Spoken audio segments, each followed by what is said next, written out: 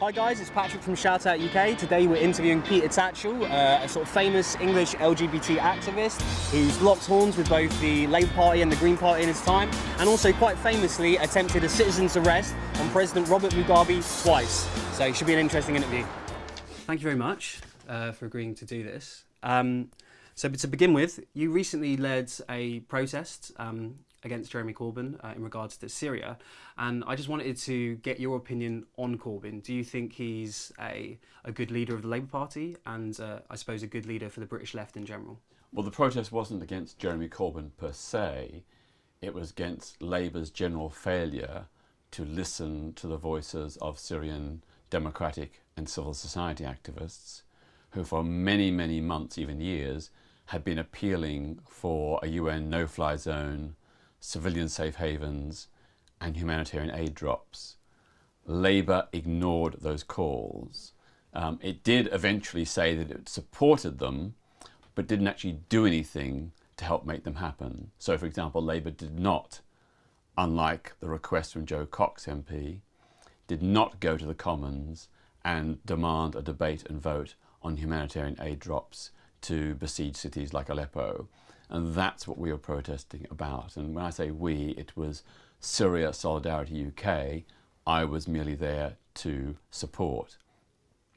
On the wider question of Jeremy Corbyn's leadership, I think the essence of what he's trying to do is very good. To rebuild Labour as a grassroots, broad-based mass party. That's a fantastic achievement. He's also trying to empower the membership to get away from the top-heavy command, top-down style of politics. That's another really important democratic move in terms of Labour's trajectory.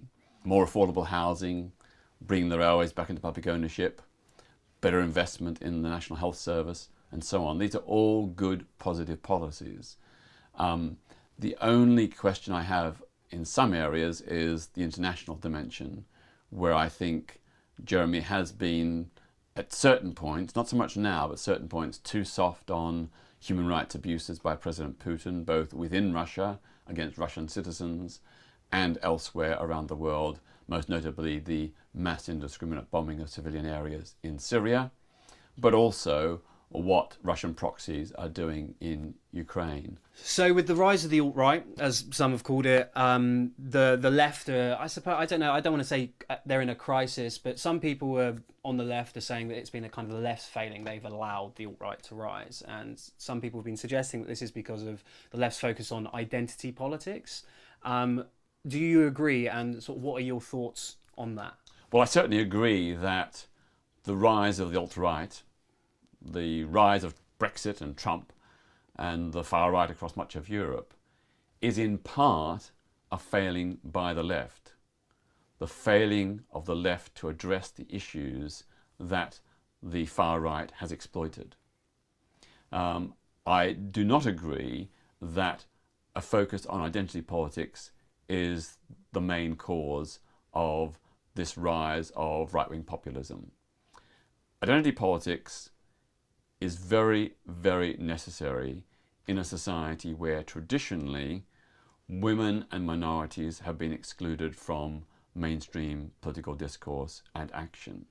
You know, the rise of the women's, gay and black liberation movements were in a response to the fact that mainstream politics did not address issues faced by women, black people and LGBTs. That response, identity politics, was filling a vacuum that had been left by the mainstream left as much as the mainstream right. So we're living in a time in which austerity is seen as the only rational economic policy that governments, I suppose, across Europe can adopt. Are there alternatives to austerity? Austerity is one of the biggest cons of the modern age. We are told there is no alternative. Actually, austerity is economic madness. It's making the situation worse. When you think about it, austerity means cuts in jobs and public services. So hundreds of thousands of people are put out of work. We have to pay them welfare benefits. That's a drain on the exchequer. If we invested to put them back into work, to create the new jobs that they need, those people would be paying tax and national insurance. They'd be spending their income to buy new goods and services, which would encourage the creation of new jobs and new businesses. So spending your way out of recession is the way to go. And Franklin Delano Roosevelt proved it amply in 1930s America. That's how he got the US out of the Great Depression. We need a similar tactic. Another option would be to end pension tax relief on people earning more than, say, £150,000 a year. That would bring in an extra 20 to 30 billion pounds every year. Likewise, if we close the tax avoidance loopholes exploited by Vodafone and other big corporations, that again could bring in an extra 20 to 30 billion pounds a year. And then we could have a financial transaction tax. If it was set at only 0.05%, that's 1/20th of 1%, a tiny, tiny amount. If it was set at that amount on shares, bonds, commodities and currencies, that would raise between 50 and 100 billion pounds every single year. And then the final idea that I had was to introduce a one-off wealth tax, set at an average of 20% on the richest 5% of the population. That would bring in 400 billion pounds. So add all that up.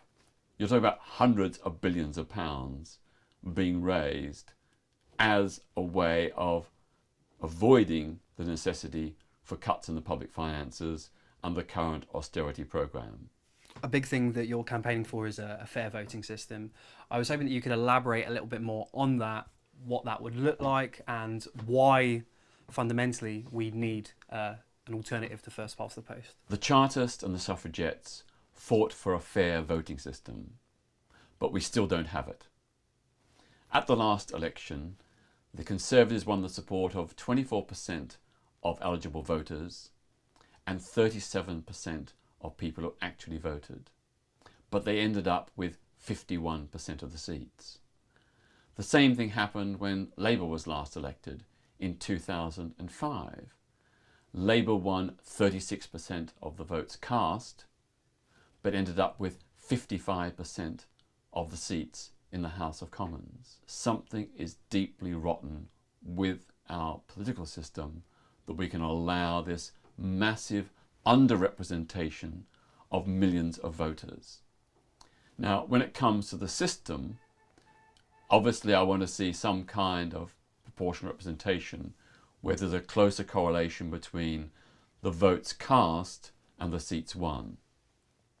There are many different systems, but I think the one that works best is the additional member system, which is used in the Scottish and Welsh elections and in the London Assembly elections. Those systems work well in Wales, Scotland and London.